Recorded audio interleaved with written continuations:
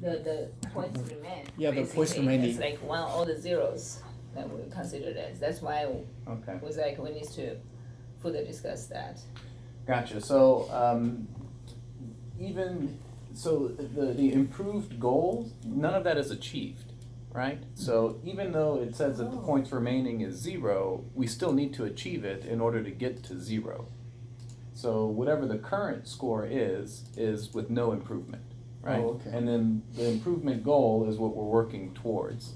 And if we achieve that goal, that gives us the improved score, and then could potentially zero out the points remaining. But, it's like from 2019 to 2015, the difference is the points we improved. So whatever we're reporting in 2019 already have those kind of points have improved. So the 2015 and 2019 don't correlate with the longer columns below. In that green area is its own thing. Underneath the blue area should be treated as a separate set of columns. Oh, okay. So this is like, current score is So 2015 that current score, score is 2019. Oh, okay. The improved score is if we achieve It's the if we improvement goal. need, okay. Yeah. That's make much better sense. Well, it was arranged differently, but I had someone to tell me it was confusing, so now it's even more confusing, but it doesn't matter. Point being, current score is what we have in 2019. The improvement goal is what we're working towards, which will give us the improved score. And if we achieve it, we'll zero out the score, or there'll be, additional points remaining in certain categories. So that's like, when we have points remain at 0, we actually says those are the things that we need Right. the most improvement. So let's just take the top line. We're currently at 7% of our classes in 2019. If we achieve 20%, we zero out the score because we maxed it out. The max is 20%. That will give us 14, 4.9. that would give us 14 Yeah. points, which is a 4.9 improvement from 9.1, which is where we are today. Cool. You see, all these kids are now taking classes with sustainability. That's So, right, you're included in the course Yeah. inventory that we have, that's correct. And when you graduate, I'm gonna count your degree as, So a graduate. It does data not point. matter that they don't get those kind of sustainability kind of minor thing? As long as in your syllabus, you have a learning outcome that includes the environment, the impact on the environment, the impact on social equity, and the impact on the economy. More importantly, the environmental impact. You can have the environmental impact and not the other two, and it still counts. But if you're only talking about social equity, you also have to relate it to greenhouse gases in the environment. If you're only talking about corporate social responsibility in the economy, you have to still relate it to. This is perfect because ABET, the new ABET criteria require the social, economic, whatever. Yeah, it's becoming more of a impact. thing. So Yeah. our goal is we're just gonna make it an institution-wide thing. If we can have Syllabus, one sentence in, the mission or vision values of the institution, then everyone counts, so. Okay, so now UH does not have that sentence there? Oh, We're well, that's very right. Yeah. inclusive and diverse. And that's what we're working I was on. like, So anyway, does that clarify the table? Yes. Okay, good. Okay, so So that means a this- lot of things we need to Yeah, redo. we gotta go back and look at. Mhm.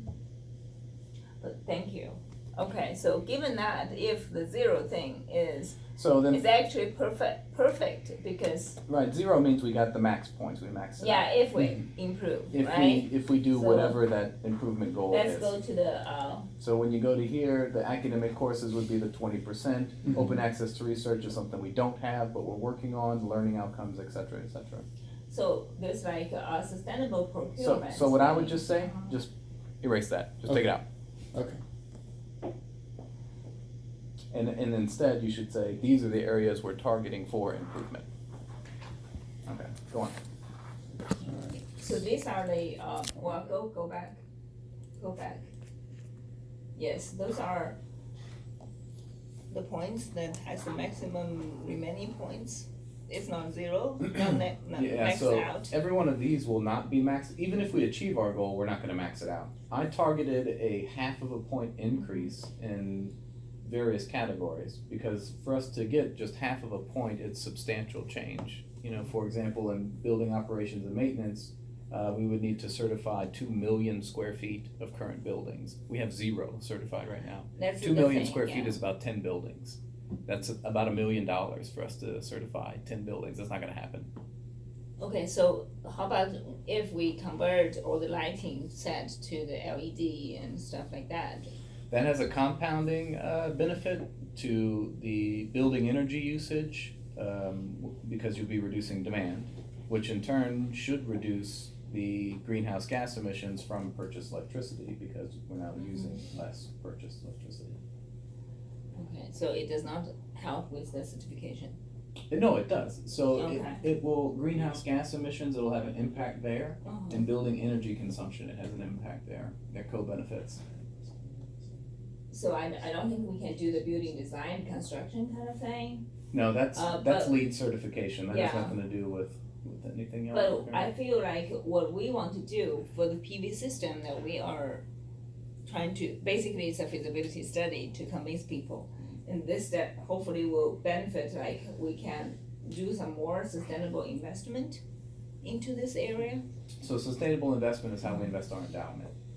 So it Okay. doesn't have anything to do with infrastructure investment. So please explain, it's like, So the way an endowment works is every university has like a savings account, essentially. That's our endowment. You know, when we get donors, people that donate, the $1 billion campaign, for example, goes into essentially a college savings account. They then use that money to invest in the market, right? So stocks and bonds, or futures, or commodities, things like that. So with sustainable investment, that would mean we're investing in a solar farm. That would increase our sustainable investment portfolio. Or we're investing in a company that only invests in other companies that have a sustainable business profile. You know, like they have a sustainable business plan, corporate social responsibility written into their fundamental business operation. And we're investing in that business. That's a sustainable investment. so there's nothing we can do there. Now, the three you should think about is the Uh-huh. greenhouse gas emissions, the clean and renewable energy by increasing our solar profile on campus, and building energy consumption by reducing demand.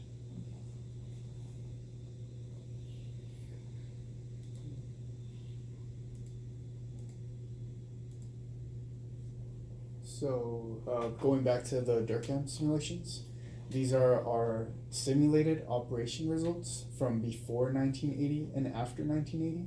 So it just gives us like a visual of how much we spend annually on those different buildings depending on their size and what they are for.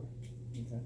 So this is also because, you know, if we want to do the kind of test bed kind of thing, so we cannot do the whole campus at one time. We want to do one building at a time, for example.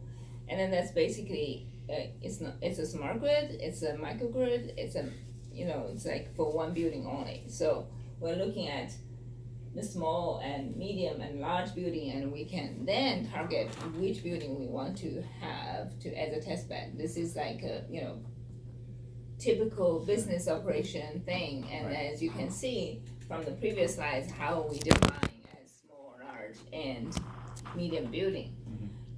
If you go back to the previous slides, I think for that, so from your data collection, is that like, how do we have any building on UH campus that has energy consumption less than 1,000 kilowatts hour? I don't know. We do it in BTUs, so I'd have to look Oh, at it. okay. So what is Our the conversion between the BTU? I our was looking- BTU per square foot is roughly 27 BTUs per square foot across the whole campus. Okay, So I don't know what that means. but for each building, Right, that's the net. per square feet? That's the net average across the whole Okay, campus. so we need to looking at so when we do the energy consumption, we're looking at the net kind of square feet instead of general gross Can I per borrow square a mouse? feet. Yeah. Does What do you want? is this just a screenshot? Oh, yeah, for There the would be a Excel file, yes, screenshot. but I can get This- the Excel file for you. Okay. Here, can I borrow your keyboard? Yeah, I can get Oh, your. no, no, I can, oh, it's online. Yeah, okay. You can just do it here.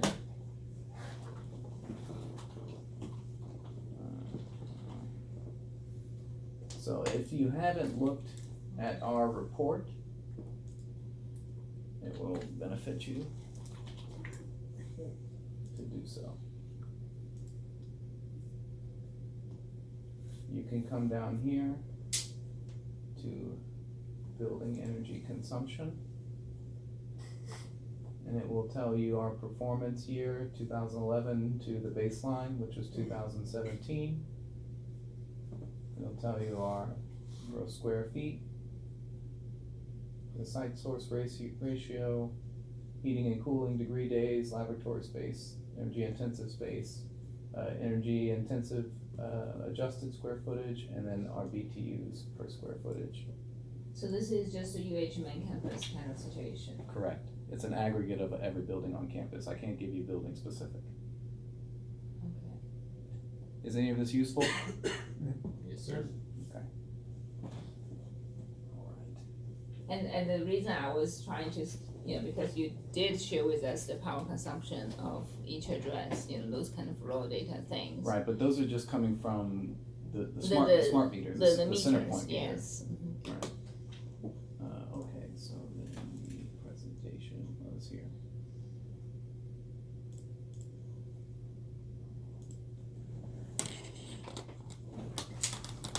Thank you. You're welcome. So that's that 2019 link in that spreadsheet file. You can click on that. It'll take you right to there. Okay.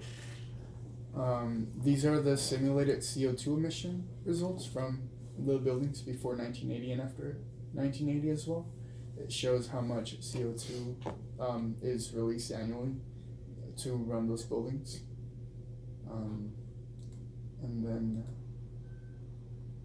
so this is Dr. Yuan's slide. Yeah, so I just did this is what we have found. It's like a solar panel is very much affordable now, $40 to $50 per megawatts hour. So which we can easily, if we can, once we can identify power consumption for each building or for targeted building, and what are the very maximum power consumption buildings that we have, and then we can test how much solar panel we want. Did I send you the link to the Bauer Business School? Yes, yes, they did, but that's why our students did a lot of Heloscope, and then trying to figure out how much power each building can generate. They're looking at different setups and different solar panel, different type of solar panel, different type of inverters that they can use, kind of protocols too. But it's just based on what we can generate. It's like, what's the purpose of that? It's just to support the basic electricity load in the building, or that's why we want to separate the general purpose building from the garages and sports center, because we probably will build kind of solar farm on those. But for each of those buildings, we want to be able to at least support lighting and general electricity use. But we don't have that power consumption, but that's another kind of project that I'm having in mind, is like how to increase the data acquisition point so that we can actually monitor it. Right.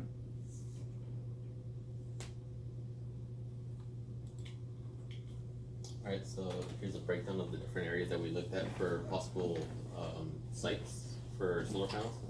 So just as you mentioned, Michael, Houston gets around 10.5% of its electricity from the Solar Holman solar farm.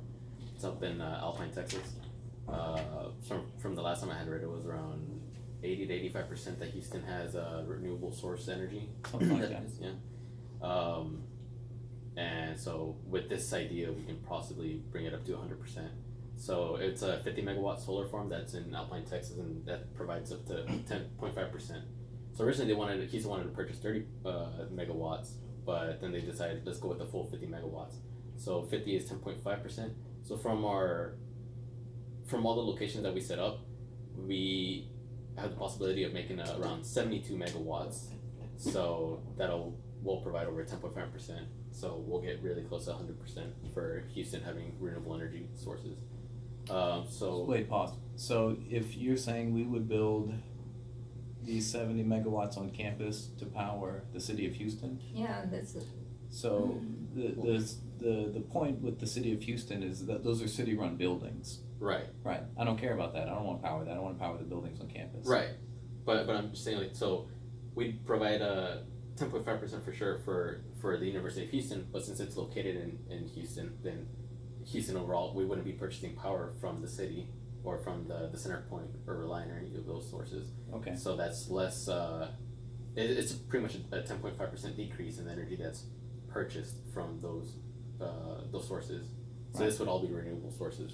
Right, but the distinction I want to make sure that is clear is the data point on the city of Houston Mhm. sourcing their power, that has nothing to do with what we do on campus. Okay, Right. gotcha. So that is only city-owned buildings, that's the high-rises downtown. So it doesn't include the University of Houston. Okay, No, gotcha. because we own these buildings, we own and operate them. So Okay. right now, your 10.5% reduction would be a reduction on campus. So Okay. our renewable footprint would then be 10%.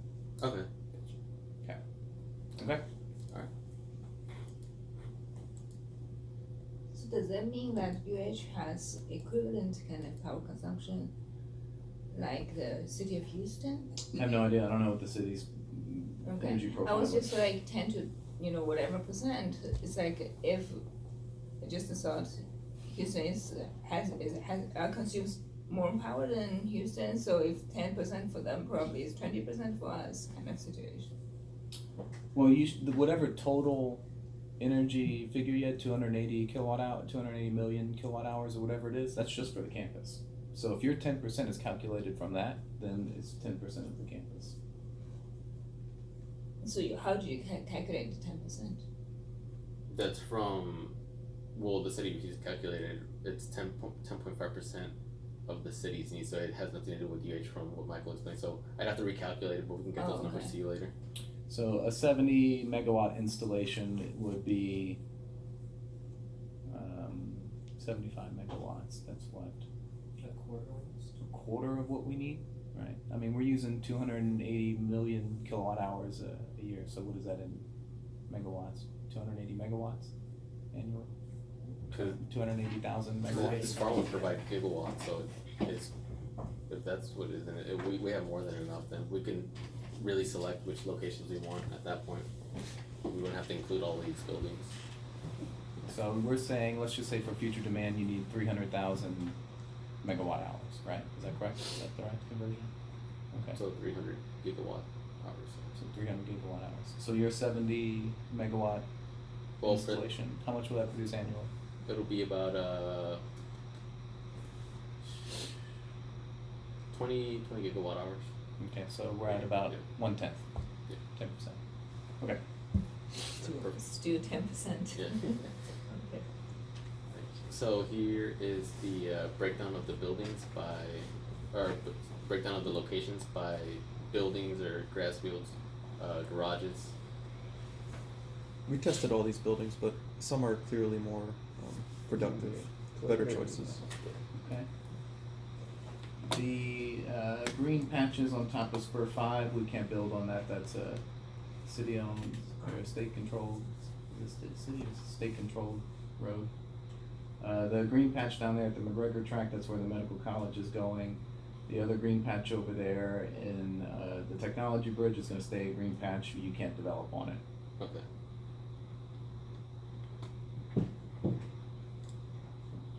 That was the ERP we were talking about. I was like, somebody needs to take notes so that we can. Yeah, I've got it. I'm noting it. So.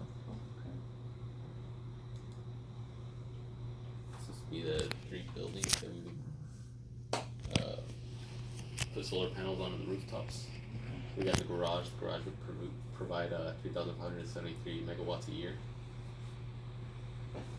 For Tita Center, depending on, I doubt they want that to have solar panels on top because it's a brand new building and because it was like the income for that to be built came from donation, right? So they'd want it to look pretty much. So Right now, if Well, don't it's make any area- assumptions. Yeah, yeah, What so we I don't, still left it what we there. don't know is if the structure of the Fertitta Center, if the roof can even accept solar panels, and my guess is probably no.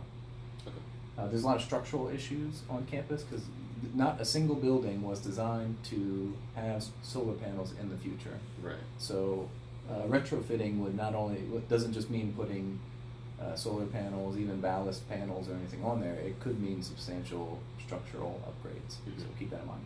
What about garage rooftops? Are they likely to be able to have an installation? So yeah, but you're not going to get the full square footage. You know, there's no way you can max out that parking garage with solar panels. There's only going to be 40% of it that can structurally take solar panels.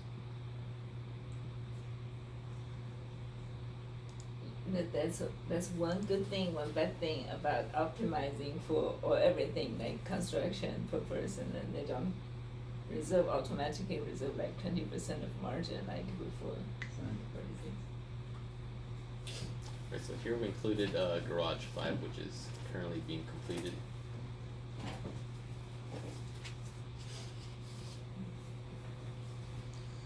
We have a lot more data, like simulations and results from simulations, but we haven't put it into the PowerPoint yet. The PowerPoint is really not prepared for any presentation right now. Just go through it faster. Yeah. Show me the data. Just keep going, keep going.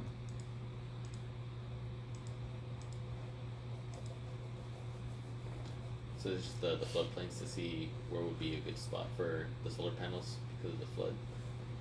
Assuming they would be, well, we can't build on Area 5 or Area 6 southern side from what you just mentioned, but we had planned it to be on top of poles. Right, current incentives. Yeah, we can't take advantage of those for a state institution.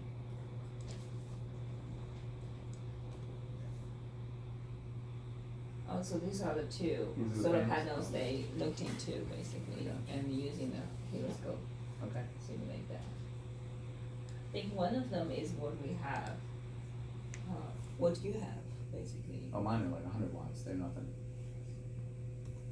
Oh, okay. I mean, you've got So it's not even that. 375 is kind of the price, like 375 watts is kind of the, you know, average rating for what's installed now. So if you're saying 430 and 415, I'm assuming that's within the next year or two when those panels would be cheaper. Okay. Oh, we did three different panels, ignoring the actual model that's written on these. Some of it's wrong. We did 3 simulations. The one that you gave us a model of a solar panel and an inverter. Mhm. We did simulations for that. We did simulations for different equipment, such as the mid-range one that's written there. We used that panel, and we used, ignoring the what's written on the left there. It's we used the more expensive, higher efficiency and higher power rating Right. panel, and we showed the output that we can get from our simulations. Again, it's not in the PowerPoint. I'm just mentioning that we're doing different equipment tests. Sure. We'll give you different a much, wattage, different efficiencies We'll to give you figure some out how results to maximize and next optimize, time. right? Well, that's the thing, you know, it's like, what we're trying to figure out is why we can do it, why we should do it, you know, what kind of, argument we can use to convince the investors, and then before we say, okay, these are the commercially available technologies that you can use, and if you're building for one building only to support that, then this would be the sweet point where which kind of technology or combination of technology, because besides solar panel, when you install any solar panel, even to support a building, you have to have the energy storage unit accompanying it. So the size, and you know, it's like all these distributed energy resources, you cannot just doing one. That's why we're not focusing on exactly what type of things that we, you know, given that technology is going to be better, you know, 2 years down the road, so who knows what will be available, and it's like, but what we realize is like, digging up all those things, it's like really building a data acquisition system that can enable us everybody get students involved in monitor the energy they consumed, and then all the buildings' energy consumption is the key. And then I think Jay's, it's like the first thing is like, let's change the lighting. What's the Sure, yeah, that's Right. the low hanging fruit. Okay, let's keep going. exactly? So solar power purchase agreements, so that could be a viable option. Yeah, they're since- not gonna do that, keep going. They don't wanna lease out the roofs. Okay. Okay, so show me the models, the simulation, or give me a quick overview. Alright, so our model is what here. So Yeah, the before you guys do simulations. that, I also want to introduce you to Walter, who's one of our students who just graduated and work for the utility or energy setting company. So that he is more into, kind of aware of all this price point. Okay, good. That's why it's like, okay, when he wants to get involved.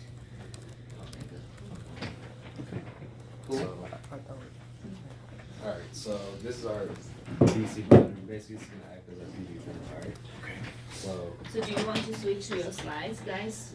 I mean, if he doesn't have time, then we can just run through this, that's fine. Okay. Go ahead. Okay. Show me what you got. So this is the fluorescent lights that we have basically right now, right? So this is a 12-volt battery. So this is our inverter and our transformer. So it's gonna step this up, it's gonna convert the DC to the AC, and it's gonna step it up to what we need for the fluorescent lights. So if I plug it in, you see that it works there. But this is just micro scale right here. As you see, it's just very tiny. It's just firing up this one. So if we need something like all this, then we would need more of a powerful PV panel, more battery and everything like that. So that's what we have here. So this is our PV panel, and it charges the battery system right here. So if we turn this on, it powers up the lighting, right? So this is what we want generally, and this is our focus from what we got, like our research in Puerto Rico, how they implemented their microgrids in there. So that's what we're basically trying to do. So if we So if we can take this small scale thing to a larger, it's very possible. What we have to do is just add more things a little bit to it, and like batteries will be obviously bigger, solar panel will take the app, like the one that you have or whatever we see that's, Location there. yeah. Okay. So, I mean, we have proof of concept, right? Right. We know that this is scalable, we know it works, it's the economics that we need to figure out, right? Exactly. Okay. You don't have anything on that, on the cost, on the cost. So in terms of the hurricane that happened down in Puerto Rico, their microgrids, their cost them about like $2,000 to $5,000. Okay, so but that was just for like house appliances, TVs, refrigerators, stuff like that. So if we're just trying to power it for emergencies for students, then what we need like lights and stuff like that, right? Mhm. So like ours is not going to be anything close to that. And we talked to the people at Cullen over there, and actually implementing an actual board from DC to AC along with a PV panel, they said it should be less than $1,000. So if we collaborate with them and we have with our knowledge and Dr. Shi and Dr. Yuan, then it shouldn't be more than, I don't know, about like $1,500. And what will that power? The $1,500, what is that gonna power? Like, how much do we get out of that? Can power this room, for example. I mean, Yes. it's for Right. emergencies basically only, so it depends on whatever you're trying to power. So if you want to give us some type of specifications, or if you want us to come with our own specifications, it just depends. I mean, it depends on two things. Number one, the solar panel. Number two, is the battery that you guys are willing to invest in. The larger the battery, the longer that you're gonna power things up, the more things you can power. So let me remember, this is just for an emergency Right. system, okay. Yeah. And you have some slides to go with it or something? Yeah. Sure. Yeah, What you and got? so one of them is for like portable PV thing. Yeah, this is a portable thing. Right, Yeah. the movable one. Yeah. Exactly. Okay. So this basically is like the solar panel is DC, it can be used to charge the battery, and then can power the DC Right. electronics. That one is like, once we have the DC, how can we convert it to AC, yeah. I mean, this is already done. This is DC. What's basically gonna happen, that we're gonna charge this one. This is gonna be an actual, I don't know, Tesla, whatever. And then the conversion happens in here. Mhm. Yeah. DC to AC. All we have to do is just take it to a larger scale. Okay. Yeah. Okay, show me what you got. So this is just our inspiration to help students out, and this is like where we basically based our project off of the stuff that happened in Puerto Rico and then how they implemented that microgrid. So that was our inspiration, how we should sort of like build towards that. And we obviously know Tesla, but that's more of a high scale, 10,000 and above. And so this is our technical constraints from converting from DC to AC, our depth of discharge. That's what's important in the batteries, like the depth of discharge. We don't want to overcharge them, blow them out or anything like that. We need something of protection, right? So, practical constraints.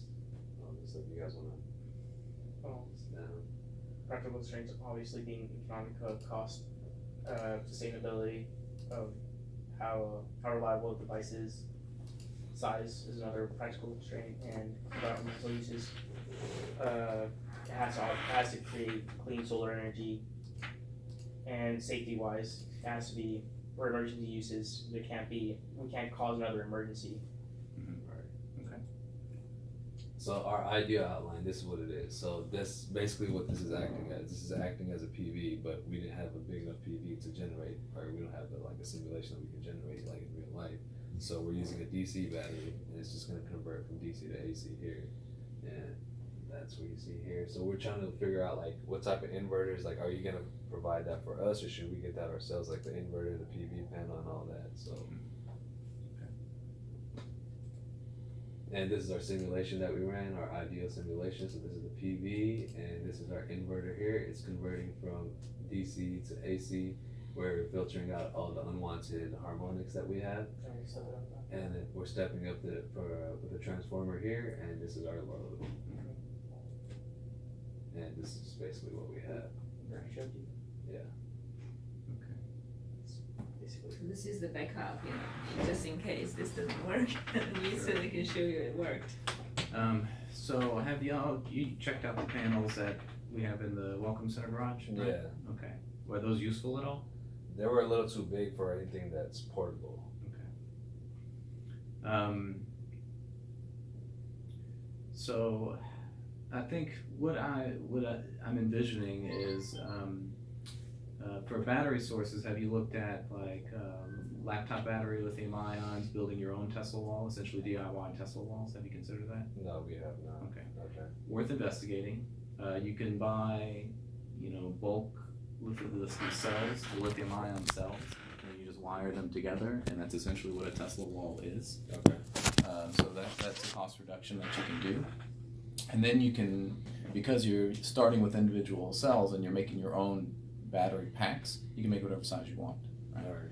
So figure out, I think the key thing there is, if you're doing a DIY Tesla wall, how, say $1,500 is your max, right?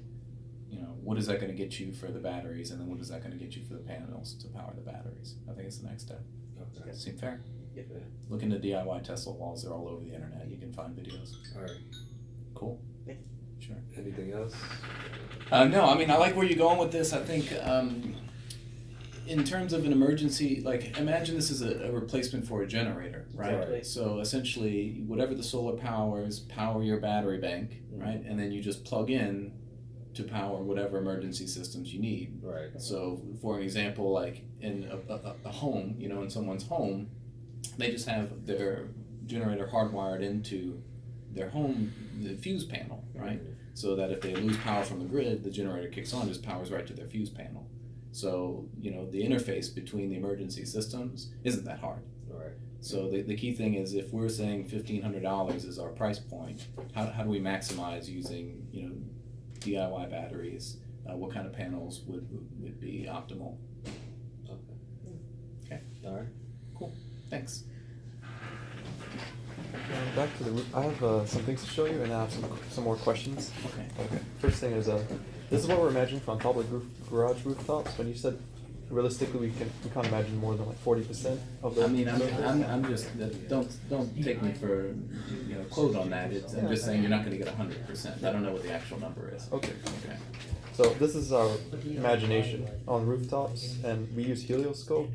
Right now it's unrealistically like really full, but there is also the option of just actually like this one on ramps and stuff. They have massive a full shelter roof of panels on garages. Okay. And this is the website that we use, Helioscope. Mm-hmm. We get to choose the equipment. Oh, okay, you're familiar with it. Yeah, we would edit the columns, I guess, if you think it is unrealistic to do a full roof shelter Well, across the whole. you know, again, keep in mind things like you got to put poles down, so you can't put up a pole where cars drive through. So that may be a space constraint worth considering. Oh, yeah, we can just make columns then of like that previous picture. Oh, yeah.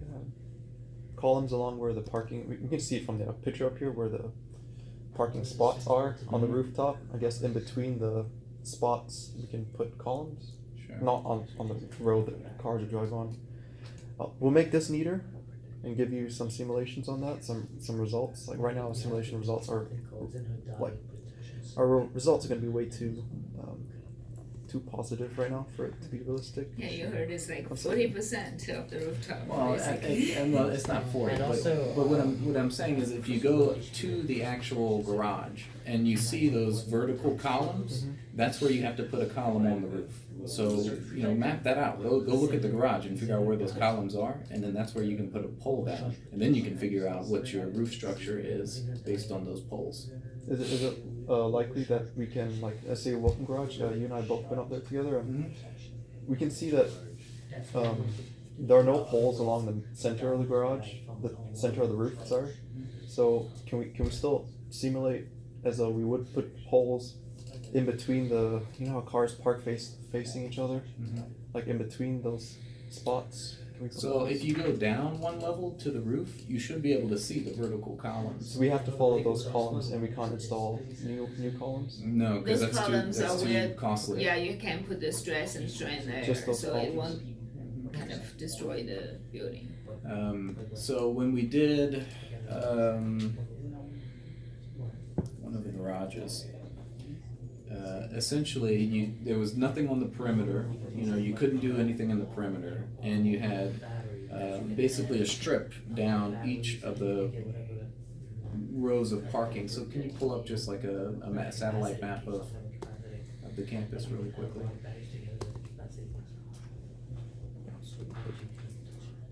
Just edit or Which one? So while they were putting that up, I have this question to ask you. So basically, after we identify the gap where we can I think he wants generate to all do these things, see it without We have panels on top, so you can some pull it. proposed solution, which one you think we should do simulation first, and then, you know, before we actually, from my perspective, looking at what is commercially available, what's the cost for that? Yeah, well, based on what we did with the Bauer students and the economics and the feasibility about cost and stuff. Okay, so see, for example, you can use it in here. Pretty much, you can put a row here, you can put a row here, a row here, a row here, something along those lines. You're not gonna get anything kind of around this area, and you have to leave kind of the, Yeah, we'll leave gaps in between the rows. We'll just do simulation of panels along these rows. Perfect. On different buildings. right. And again, all of that is because of structural integrity, right? These garages weren't designed in the beginning to have solar panels on the roof. Okay. So what we learned from the business students is most of the roof structures are going to be have harder economics. You know, we're looking at 7 cents a kilowatt hour, $70 a megawatt hour ish. You know, for something like that. You're looking at $100 a megawatt hours for some of the other roofs. Because we're considering a 20-year return on investment with relative cost of energy, or they basically like evened everything out. So whatever your cost is, it's comparative based on the kilowatt hours. And surface lots were the most feasible, or a utility scale not on a building was also the most feasible. Retrofitting buildings was the most costly. So I think, So this is Shashank, the to one. answer your question, I was trying to pull out this, is this the one? Oh, this is, yeah. Yeah, Wait, go to the analysis. this is the analysis part, right? Levelized cost of energy, that's what it's called. They level it all out. Do we need to look at the pre-feasibility also?